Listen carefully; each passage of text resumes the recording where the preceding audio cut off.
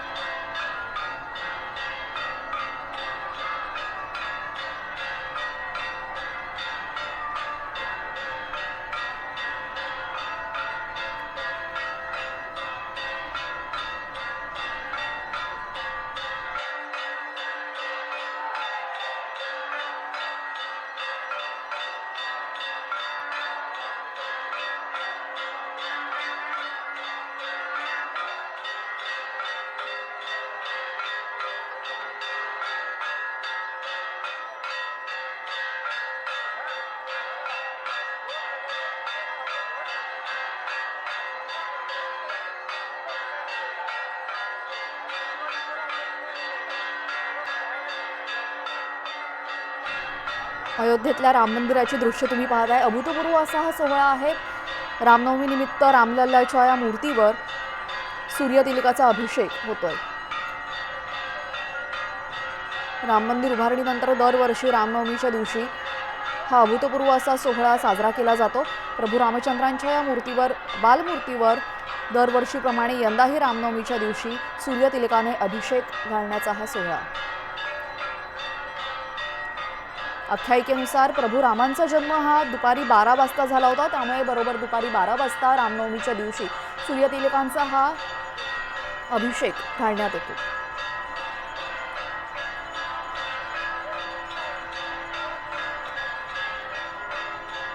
अयोध्येतल्या राम मंदिरातली दृश्य तुम्ही थेट बघताय। साम टीव्हीच्या प्रेक्षकांसाठी एक्सक्लुझिव्ह दृश्य। अयोध्येतल्या राम मंदिरामध्ये आज रामनवमीचा उत्साह आहे। दरवर्षीप्रमाणे यंदाही प्रभू रामांच्या या सुंदर बालमूर्तीवर रामलल्लाच्या या मूर्तीवर सूर्यकिरणांचा हा थेट अभिषेक घालत अभूतपूर्व असं दृश्य प्रेक्षकांसाठी।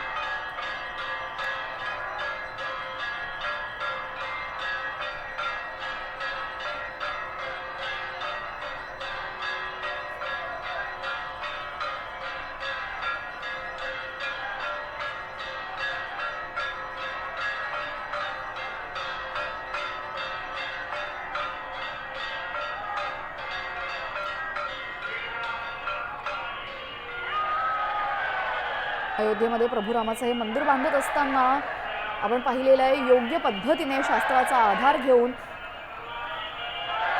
अशा पद्धतीने तिथे सर्व गोष्टी करण्यात आल्या, ज्या पद्धतीने दुपारी 12 वाजता बरोबर प्रभू रामाच्या या मूर्तीवर सूर्यतिलकांचा अभिषेक होऊ शकेल। विज्ञानाचा अगदी अचूक वापर या ठिकाणी करण्यात आलेला आहे आणि ते तुम्ही बघताय। रामलल्लाच्या अगदी मधोमध कपाळावर मधोमध सूर्यतिलकांचा हा अभिषेक होत असल्याची ही सुंदर दृश्य। यावेळेस संपूर्ण गर्भगृहामध्ये अंधार केलेला असतो आणि फक्त रामाच्या कपाळावर जो सूर्यतिलक आहे तोच एका विलक्षण हिऱ्याप्रमाणे चमकत असतो।